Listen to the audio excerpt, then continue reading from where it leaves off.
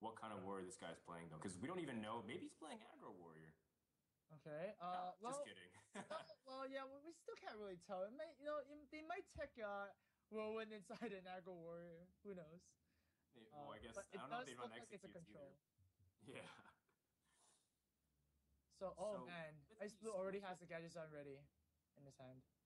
Oh my God, you're right. I was looking at the cards. I'm like, well, what can he mulligan for? But there's two things he's already worried about. One, his opponent's on the coin.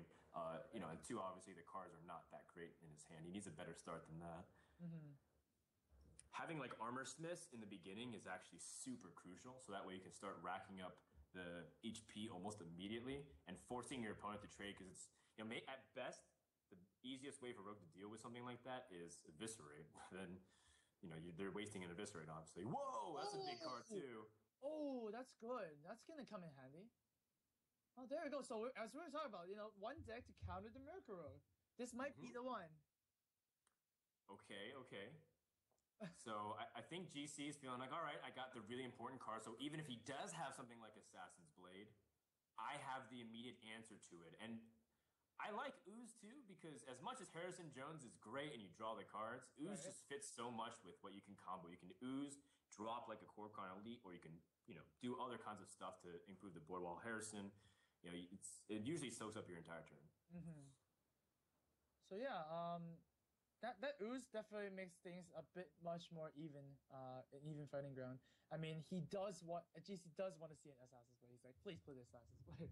Hmm. So here, I mean, it's a choice between Frodan and Shield Block, and I'm actually a big fan of just using Shield Block on curve if you didn't have to Frodan, just to like dig for more answers.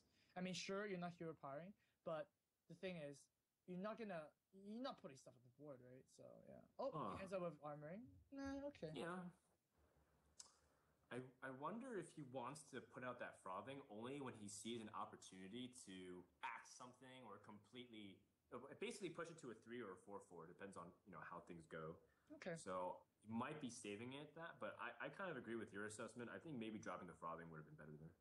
And here, I mean, is he saving the axe because he thinks his opponent can remove it or something? Because I mean, Haha, we right? have seen that. Some rogues in Asia run ooze.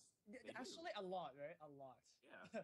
Yeah. More than what we see in the US and EU sides. So, Sure. oh wow, he Absolutely. just goes for the face here. That's also interesting to me too, because it's very clearly a control warrior.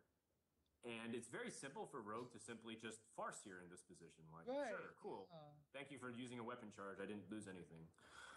Oh, So interesting choices from GC. Maybe he's trying to approach this more mid-game centric, but then he also has really late game cards. We don't know if he's running cards like Arcanite Reaper, these Argent yeah. Commanders, more of like what Tides of Time and Kit Kats used to love running. Mm-hmm. But if so, then where are those mid-game cards? And why didn't you play Fobbing Berserker?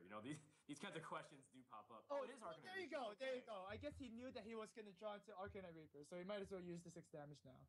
Okay. So it does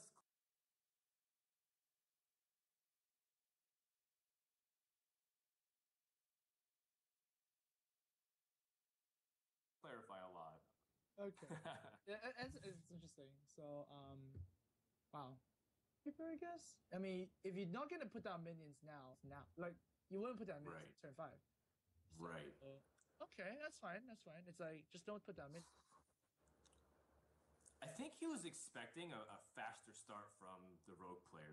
Playing stuff like Novice, playing stuff like SI7s, or even Farseers, and then he can use his weapon charges and push out that frothing berserker simultaneously. So that way his opponent doesn't get immediate value. Like for example, putting the SI7 here instead of killing the frothing would have been really nice. Mm-hmm. So I think that's his game plan. But unfortunately, Rogue's just been stacking that stuff because he's holding too many cards. That's But right. it's going to be irrelevant because he has so many good cards to combo with the gadget stand next turn. He has coin, prep, backstabs.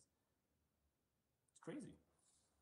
Yeah, I'm still not sure who's ahead. I mean, obviously the rogue has like a big combo coming up.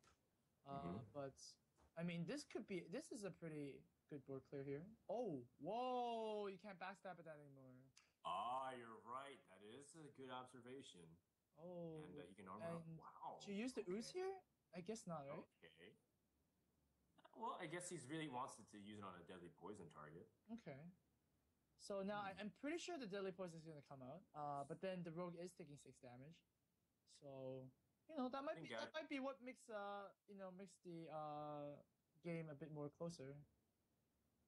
Yeah, let's see what he gets off of some things like the coins and preps. He obviously wants to conceal. It seems like these decks from Asia really love playing double conceals, and so it might really come into play here.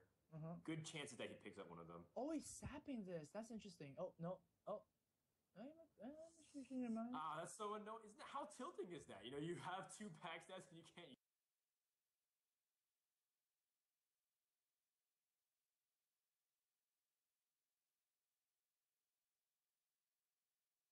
use it with the gadgets. Oh yeah. That sucks. I mean, you could. Yeah. So sap. Right. Oh, it's actually sap. Yep. Just go ahead and draw more cards, and no conceal.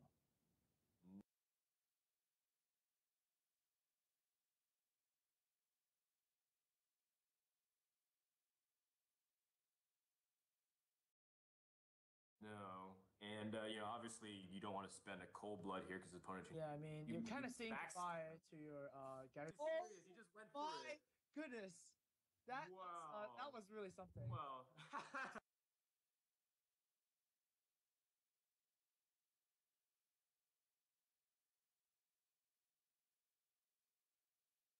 As if the one conceal wasn't enough. What?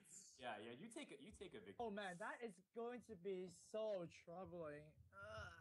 Oh my goodness. DC he can't realize. He's like, oh my god, this guy just drew it. Ooh, that would have been a great point. But at least the thing he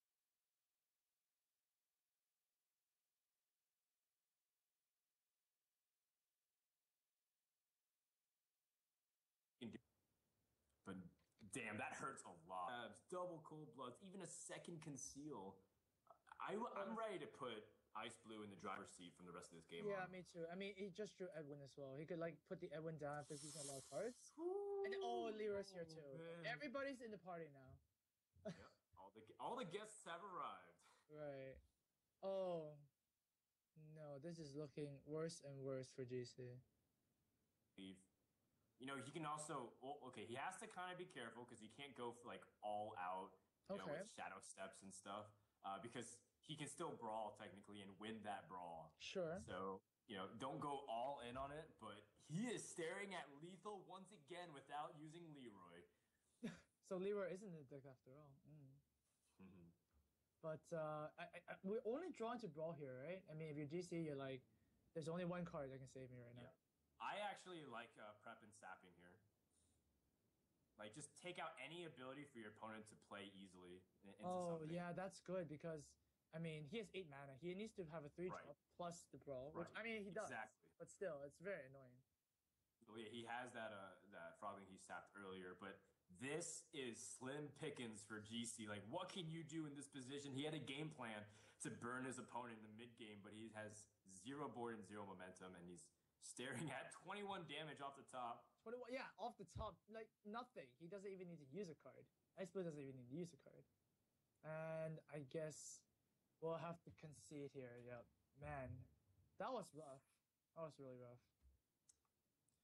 That is exactly what Miracle Rogue is feared for. And so the series is ended. And I think there was a really interesting point that was made by somebody that you're actually saying whether or not he can ooze in that position when the gadget stands out, so at least it forces him to not use a charge.